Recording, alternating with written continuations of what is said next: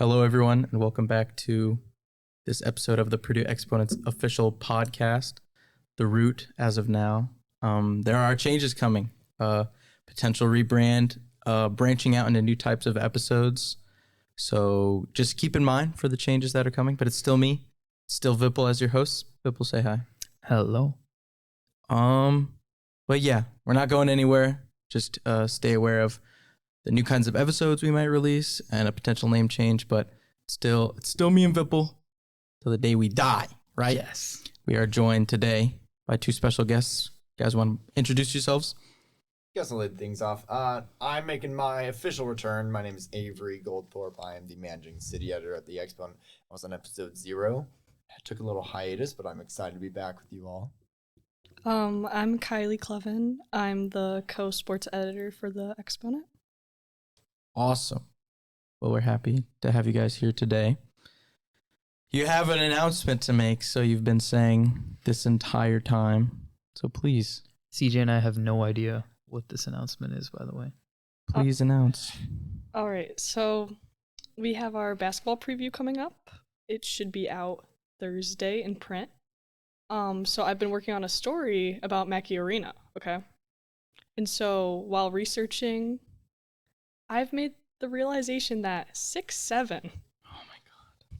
is very relevant Oh my Jesus. in its history. You guys ready? Oh my God. Mm-hmm. You're not ready for this.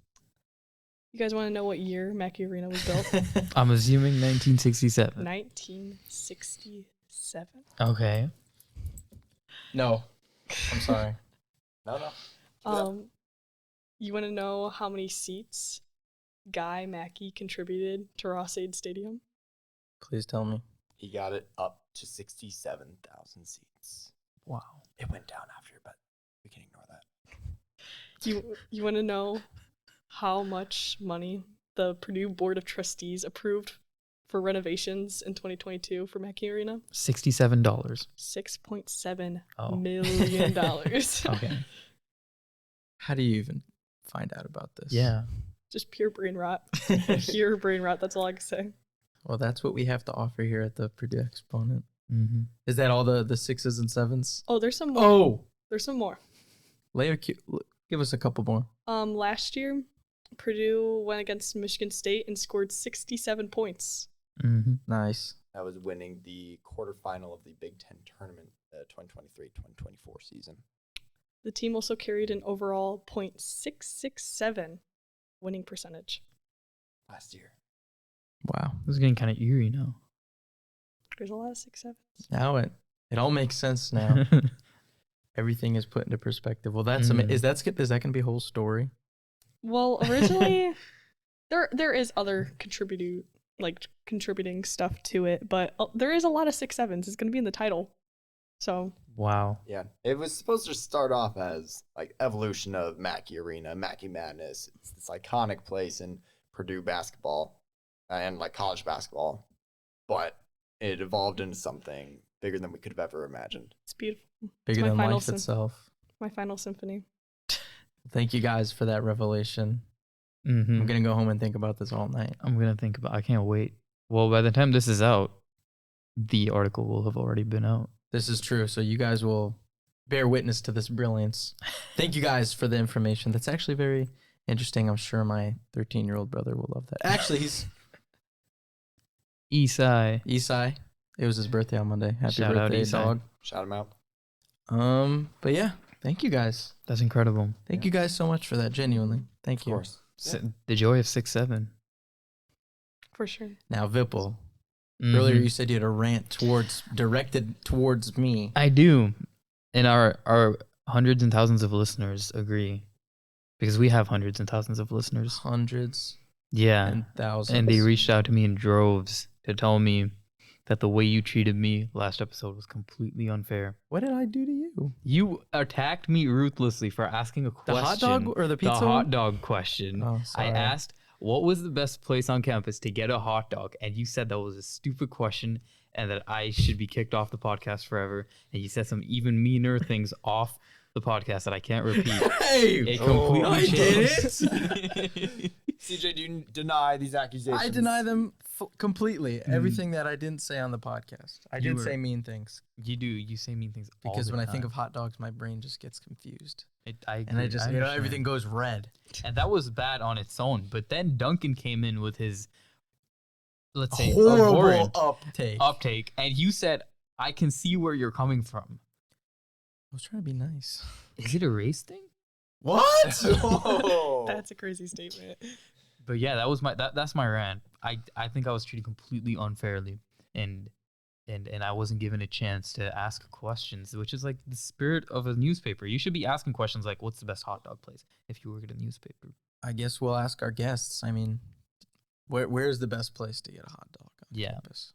And I think as sort of makeup for the wrongdoings, we should have a podcast edition of The Exponent. What? Raise your hand if you agree. What are you talking about? Yeah, Thank you. I'm in. Oh, What does that mean? I mean, I'm in, but It's just the entire thing is hot dog themed. Every article will be hot dog themed. I'll quit on the spot. Wow. Don't do it. All right. Please, I'm big. Your thoughts on hot dogs, guys? If we're still talking about hot dogs. Big fan. Famous Frank's, pretty cool. Famous Frank's, that was my best hot dog place on campus. Really? They wrap it in bacon. Can you imagine? It's like Yeah. unknown pleasures. Okay, where I'm from. I haven't like actually found an actual hot dog place on campus. I'm a freshman, so like I haven't been here long enough. But Windsor Dining Hall does have really good mini corn dogs. So They're decent, but it does not match the joy of like star shipping from Famous Frank's at 2 a.m. Getting the Mhm. bacon wrapped hot dog. Yep, I gotta look into that. I gotta look I into that. agree. Well, I don't know. Hot dogs are never something I personally seek out. They scare me. I'm scared of them. It depends. And what you can kind. boil them in water at home. Okay, that's like the worst way you can make a hot dog. Exactly. And that can being your grill it defense, at by the home. way, Grill that it. being your That's defense better. last episode, by the way, was crazy because you said, "Why would I go out and seek a hot dog when I can make it at Who's making hot dogs I at don't home? seek hot It's a so- dogs. But it's a social food. Yeah, at a ballpark, yeah. at a barbecue. So who's and doing those it are at the home? only two places you eat hot dogs. Hey, This guy loves baseball. I do. exactly. So you're probably And- not and- crazy. home. But I'm saying, a hot dog at a baseball game, elite. Amazing. Chicago dog. Chicago dog, Oh. yes. No. You know it. You know it. I love a good Chicago dog. Ooh, I with a crisp lo- pickle. I love the pickle. No. We'll get into that another time. Oh, man. Whatever. You had to bring this up. I did. It was completely unjust. CJ, would you like to offer Vipul an official apology? Now is your chance. Vipul, Yeah. I would like to tell you something from the bottom of my heart. Mm-hmm. Yeah. I'm sorry. Thank you. I appreciate that. Well, We're before best friends forever. Yeah. And I will never cut you off again. Thank you. All right, guys, before we get into the news, do any of you guys just have anything on your minds that you want to share before we Oh, we shared it. No. before we Yeah. get right into the news? That's the only thing that's been running through my mind Really? since last night. All day has been us searching for more and more 6-7 references. It's consumed us by this point. Yes. Do you want to discuss Halloween costumes or is that too early? I don't think it's too early. I figured next week we'd be a Halloween. Oh, yeah. That's fair. Edition. Yeah, why don't we save that for next But edition? real quick, I'm gauging interest on everyone's least favorite or underrated Halloween candy. So I'll go first. I really don't like dots, those little gummies. They're Yeah. very cheap. I've never. They showed me them yesterday. I've never had them, but they look like plastic. They're pretty bad. And I'd Mhm. say underrated. I don't really know if it's underrated because it's a candy bar, but Kit Kats, I like Kit Kats, and I feel like I Okay. get really happy when I see a Kit I'm Kat. gonna have to think of a new underrated answer because that was mine. Oh no, I love a good Kit Kat. Dude, white chocolate Kit Kats. they are Oh, actually yeah. pretty Really good. good. Really good. Yes, I Mhm. agree.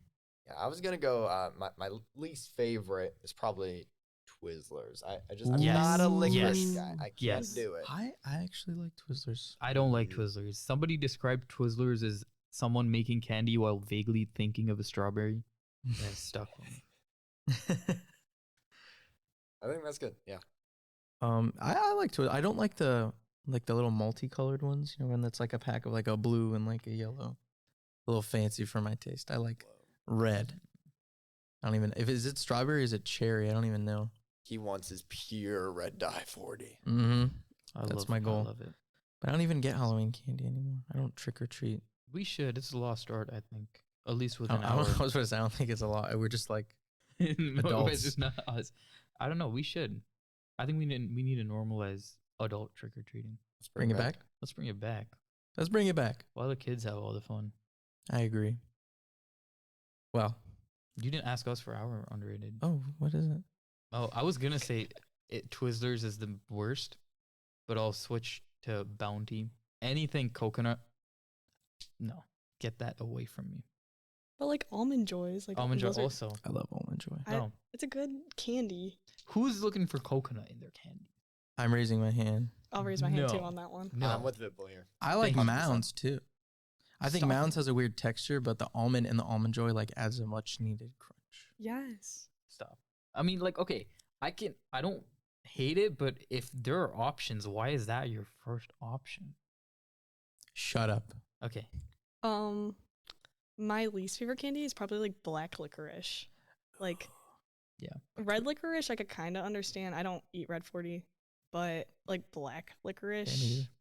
it's nasty. Yeah, Mm. I don't think I've ever had it, but like I see it and I'm like, Like, Yeah. why is it even an what is option? this abomination? Nasty. As a Dane, I feel like I can't. They love licorice where I'm from. Really? Yeah, they love it. Like you will be crucified for not liking Wow. licorice. But I see yeah, why you it's left. not- yeah, I couldn't do it. The ostracization was too much. But There were Underrated. ostriches there too. yeah. Underrated is Milky Way, by the way. Mine. I like Milky I Ways. love Mm. Milky Way. I just feel like candy bars are pretty straightforward. Yeah, I like it when you get a little fancy with it. I think Milky Way has like a little caramel going on. When you which get is a cool. king size. Oh, All right, guys. In more serious news, I'm happy to have you here. I'm gonna just let Thank you you. take it from here. Mm-hmm. Yeah. Avery Goldtham, everyone. Oh, thank you. Oh, bro. Oh, I am so humbled to be here with all of you, especially on this edition because recently there's been a lot of news down in Bloomington. Our bitter rivals, IU, have had some stuff going on. I don't know if you've heard, but IU has a pretty good journalism school historically, and their student newspaper, the Indiana Daily Student, is funded through their university, although the paper is supposed to have complete editorial control. Now, what happened there is last Tuesday. Okay. Actually, I'm back up a little bit. We're gonna back up even more. Back it up. So going back to last year, I want to say, Indiana University cut the regular weekly print of the IDS. Yeah. And they cited like financial reasons. It was this big old thing. The IDS would then be limited to 7 special print editions per semester per year. And so that's why it's been. They've been doing regular digital content just as normal, Yeah. but their print was limited quite a bit. And so they were working on their homecoming special edition. And they've been using their special editions for like a lot of advertising. It brings in a lot of revenue. And they've been like doing it on theme. They had the homecoming stories in there, but also they wanted to include some regular news just because they don't really get a chance to do that in the print anymore. So they figured, we can build this 24-page paper and include both homecoming and regular news, just like a regular news agency would. And IU did not want them to do that. IU wanted the IDS to just include homecoming stories in that edition. So what IU told the student media director, Jim Rodenbush, he's basically like the student's advisor there, or he was before he was fired, for not telling the students what to do, essentially. he refused to tell the students that they could not publish like all these other news stories in their homecoming edition. And he got pushback for it. He received a letter of termination. That was last Tuesday. And mere hours after Jim was fired, IU cut the print entirely. IDS's homecoming edition was supposed to come out on Thursday, and they already had advertisers lined up. They were like ready to print it, and it got cut.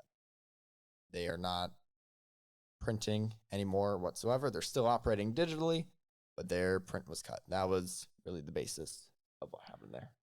Yeah. It was a pretty crazy situation to watch unfold, given over the summer what happened with the Exponent and how we've had our own problems with, print and distribution and stuff like that. But then, like the superheroes we are, we came in and we saved the day because we are the superior school in every sense of the word. What did we do, Avery? Well, the Exponent figured, in the spirit of student journalism as a whole, we can set aside our rivalry, set aside our differences, and we offered to print the forbidden version of the IDS, and they declined because they didn't want to get expelled for having the IDS on campus. Yeah. It's a legit fear, and it was unfortunate. But we have the luxury of owning our own printing press. We are Flex. We are one of two student publications in the country that owns our own printing press. It's us, and it's the Harvard Crimson. So that's cool. And we offered for free to print their version and drive it down for them. They declined. Unfortunate. But we had a backup plan, and we decided to, in like one day, we just came together and whipped up a 4-page special edition of our own IDS-themed solidarity. If you can see the camera here, this is it. It reads, "We student journalists must stand together," on the front cover. Our graphic designer, our graphics editor, Sawyer Ravenack, cooked up this phenomenal cover in really one day. Just a truly impressive effort across the board. We had some editorial. We ran our own editorial about what's going on down there. We had the main editorial published by IDS editors-in-chief, Andrew and Mia. And we also had an IDS alumna, right? We republished her column that was originally published by Pointer. And we also had a couple other little pieces in there. But really anyway, good opinion piece.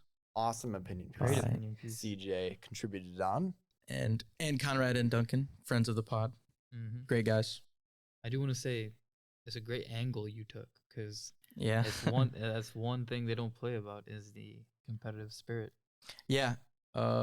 And Conrad, the opinions editor, who's been on the pod a couple times, that was like his main idea was like being playfully like, looks like we're on top now. Mm-hmm. But it was all in, again, solidarity still, even though we were poking fun. It was just like, it's horrible that this is happening to student journalists. Mm-hmm. Like it's pretty apparent that it's becoming like a real problem, especially here in Indiana, which is unfortunate. So I think the fact that we did that is really cool. Yeah. And so who drove over and delivered the papers? Yeah. So we put together this little special edition. We printed 3,000 copies of it. And our CEO, publisher, news advisor, Kyle Charters, he drove to Bloomington along with our photos editor, Charlie Stapleton. A pair of them. Shout out Charlie. Shout out Charlie. Shout out Kyle. Absolute warriors, the both of them. They snuck into enemy territory and laid a bunch of papers around hotspots on IU's campus. Unfortunately, we didn't get to distribute it here at Purdue's campus. We didn't think there would be the same kind of interest. Plus, this was like an edition for people down in Bloomington in solidarity of the IDS. So we thought it was more appropriate to just deliver down there. What we didn't expect was that like everyone would love this edition so much that they were like asking for us to get it here and like asking where they can find it up here. So we're in the process of making them available. Oh, So it's sweet. cool. I think it's also like pretty relevant what you brought up about Exponent going through its own free speech issues. And I Yeah. think the good thing about it is that we're seeing a level of national pushback. Mm-hmm. We saw a lot of support. The IDS saw a lot of support, didn't they? Yeah, a lot of support, including from Mark Cuban. Mark Cuban, Mark Shark Cuban. Tank. He tweeted, "Not happy. Censorship isn't the way. I gave money to IU General Fund for the IDS last year so they could pay everyone and not run a deficit. I gave more than they asked for." Which is crazy to me that like Mark Cuban can just like throw his money at IU whenever he wants, like one of the richest dudes ever. But I mean, he made Mark Cuban mad. That's not cool. Yeah. I'm looking forward to Mark Jamaican's statement. Oh my god. We've gained like a lot of attention on Facebook. Like, Yeah. I don't really go on Facebook that much, but like literally first thing I saw, I was like, I can't believe this is going on, but think how we have Purdue. Yeah, Facebook can be a scary place sometimes. Oh, for sure. But there's always people that have something to say about what we do all the time. But it's good to get the word out there. It's good that there's even like communication with the community. Even if they hate what we did for some reason, that's fine. But I think it was really cool. And I think that it just goes to show that student journalism is really cool and that you're going to have to try really hard to like stomp us out. Yeah, it was really nice to see everyone kind of coming together on this. I haven't seen so much consensus positive support in a long time. There were a lot of like troubled IU alums coming to us, being like, "Thank you for what you did." So that was it's been a really cool experience, and I'm really glad we did this for the IDS. But ultimately, like, it's not about the appreciation we've gotten. It is like this is a very serious time for student journalism. Firing a valued advisor for not controlling the student's actions is an insane move. Yeah, I agree. it's pretty frustrating. I could not imagine what they are feeling down at the IDS. Have we heard anything from IU officially yet? IU itself, the university, they've put out statements that are like, this was a financial decision to cut the print, which is, they had like $20,000 worth of advertising ready to go into this special edition. Mark Cuban was giving him Prime money. example. He says, I gave more than they asked for. He so literally said that. So I think that's been disproven. lies. Yeah. Mark Cuban said no. Mark Cuban says you're lying, IU. Allegedly. That's what Mark Cuban said. I didn't say. Yeah, IU hasn't said anything about what we did, as far as I know. But the IDS, like privately, they've just been very, very thankful. We've been in communication with them. Think they will? Like, do you think there'll be any pushback from like IU? Like, obviously we don't know anything for sure, but was there any like sort of anticipation that? We were a little worried when we went down onto their campus. I will say, like, location was on for sure. It was, don't get arrested down there. There was some guy saying, like, take back your Boilermaker toilet paper. That was fun. good, though. That's I gotta admit, that was fire. That is kind of heat. Like, he was going to report us for felony littering. Yeah. I saw that guy. He said he was going to make a citizen's arrest Yeah. if we came back down. You know he's serious when he's on Twitter. Yeah. A And- citizen's arrest. I mean, but what is he protecting with that? What is Who he standing knows? for? You have to ask him. yeah, it's weird times that we live in. But I do think this is a pretty hopeful, and it's not like a patting ourselves on the back. It's just like, that's like our rival. I And we're agree. like, and I'd like to think they'd do the same thing for us. Yeah. And I do think so. I mean, journalism as a principle and like ethical, honest reporting is, I think, something all student journalists have in common. And I think outside of just like the immediate effect of like, countering suppression of free speech, what we did also helped sort of shed more light on it, because CNN wrote about us, and they didn't write about, well, they did write about the suppression of free speech, but a big part of that, little section we got in their column was that we decided to help them, which made it a bigger story. yeah. I think it's the message that means more than anything. Like, obviously, I mean, IU and Purdue rivalry, but like a school of journalism shouldn't be put in this position at all. Yeah. So I mean, when we need to come to aid, we did the right thing and did it. Yeah, I mean, like it's true. They're like a respected journalism school, so it's like their media school, like touts, how they like honest reporting, ethics, all that. So it's just so weird for them to go and do this.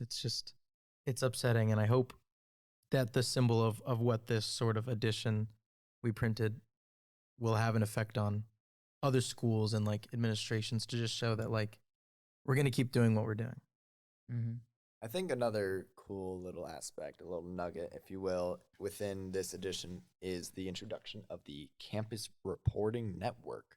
So while we came to the aid of IU, there's actually more layers to this because First Amendment issues, suppression of student journalism has been an ongoing thing. Going back, like earlier this year, Columbia journalists were they were barred from covering a Palestine protest on campus. They were mixed in with the other like protesters and temporarily suspended. It was this whole thing. They had media passes, and they were barred from covering the protests.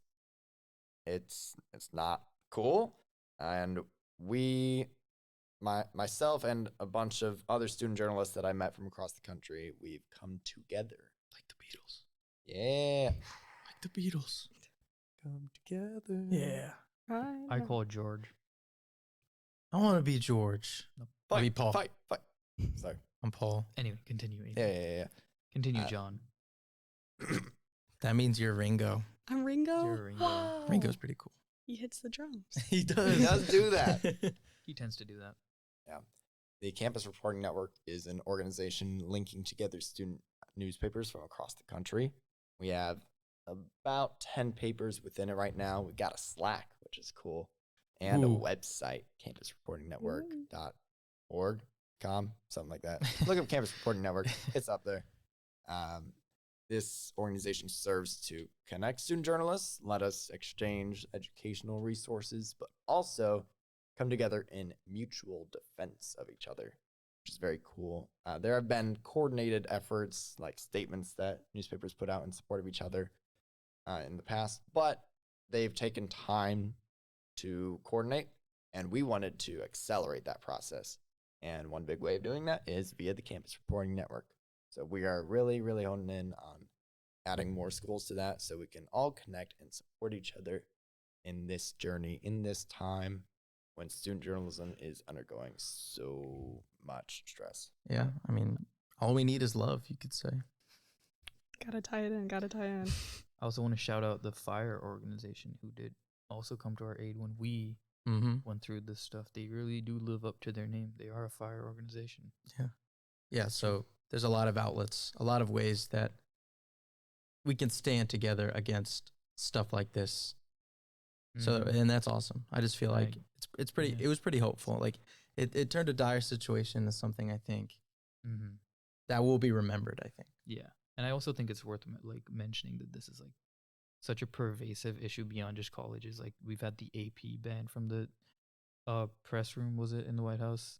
Yeah. And I think that it's a symptom. What happened at IU is a symptom of a much bigger problem, and I think students and student journalism is and should be at the front lines of that fight that we're waging against, suppression of free speech. Yeah. At the Pentagon, a bunch of news agencies all like turned in their badges because Secretary of Defense Pete Hegseth, like Secretary of War now. Yeah, Secretary of War, my bad.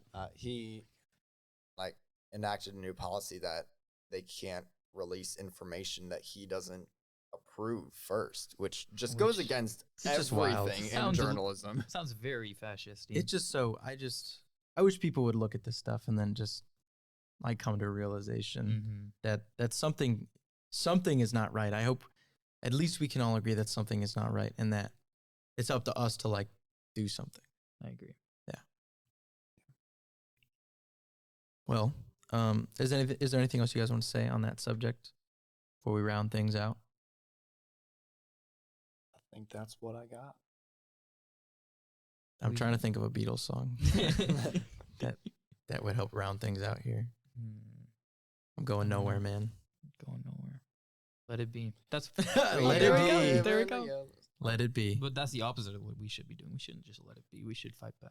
Yeah, come together. We should Already come did together. that. You Yellowstone already line. did. You spent come together way too early. That would I have been did. so I know. cool That at would have the been a end. good way to end it. Mm. Well, yeah. So I hope that meant a lot to you guys. Thank you guys for hopping on board and talking about that, and also 6-7. 6-7. I'm glad that 6-7. you brought both of those equally important stories to this absolutely. episode of the podcast. Mm. Yeah. And thank you guys again so much for listening. Awesome. And hopefully see you guys next week. Bye. Thank you. Bye.